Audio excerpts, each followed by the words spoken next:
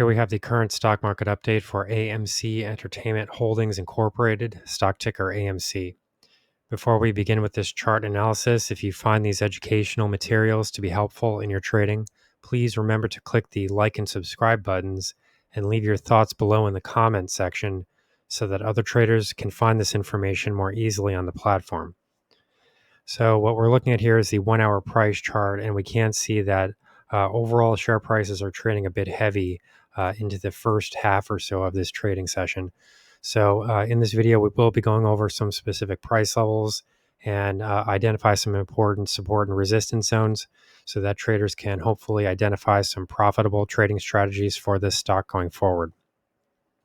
So as we can see here, if we sort of drill in a bit here, we can see that this near-term movement is starting to come back toward the support zone that was created near $4.36. Recently, the price highs have broken through some resistance levels, but we have now seen enough of a downside trend wave here that does suggest that the outlook here is starting to turn bearish.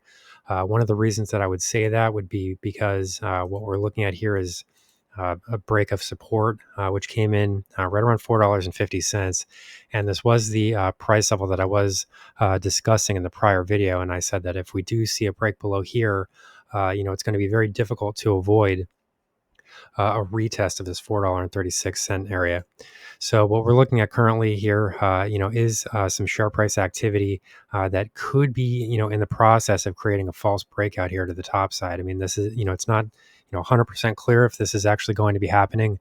That would really be seen, or we could say that if we did see a break below 436. But if we look at this price chart here, we can just sort of zoom in one more time here because we can see that this upward candle here did break through some important resistance zones in the process. Specifically, what I would be looking at here is the 38.2% Fibonacci retracement zone, measured from this decline from $5.01 to $4.36. And then if we see here, it's this orange line at the bottom of the price chart. And the share price did break through here and close above there on an hourly basis. So normally if you see an hourly close above a resistance line like that, it does help to confirm that the break is actually valid. However, what we started to see here was a bit of a further resistance area that was created by this 100-hour exponential moving average, which is this purple line here.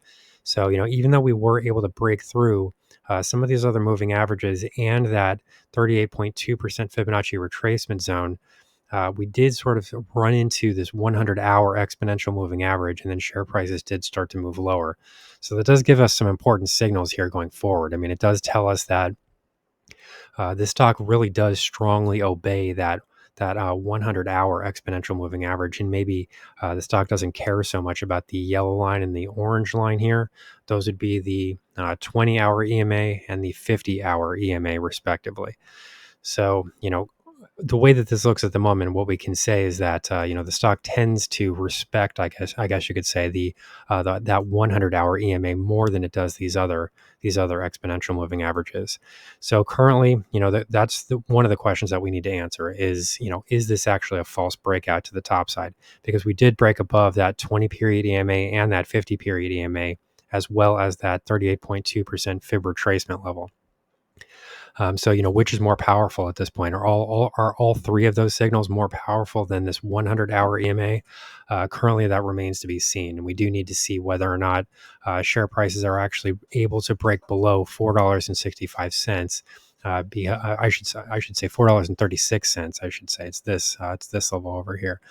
If we do break below that level, then this would essentially confirm that was a false breakout to the top side. So, of course, that has not happened yet. I mean, we could still start to see share prices bounce off of 436. If that were to happen, then we could expect to see some share price movement again to the top side, because recently we did see some upward buying pressure that was created after 436 traded. So just to close out this video here, we will look quickly at the indicator readings here to see what signals we can find here.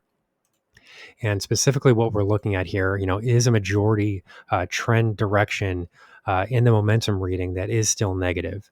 So we really do need to see this break before we can really expect share prices to continue moving higher. And this is one of the main reasons that I do think at the very least we're going to see a retest of 436.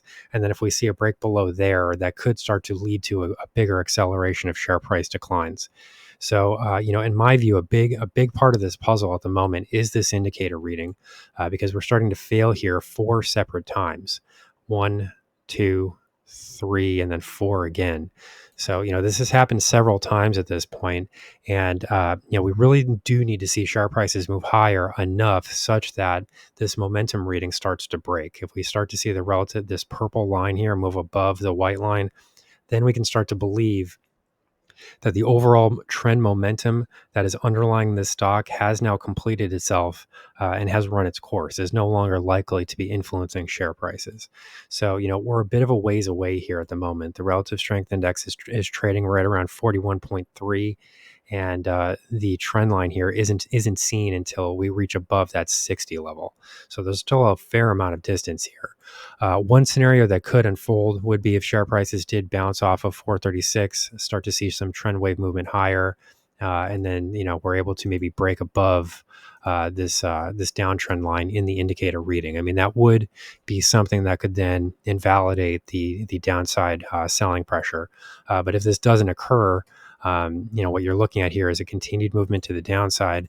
And since we're coming into some very important long-term support levels at the moment, these are important price moves. And if we don't start to see a bounce here relatively soon, there is going to be some longer term weakness that will be expected here.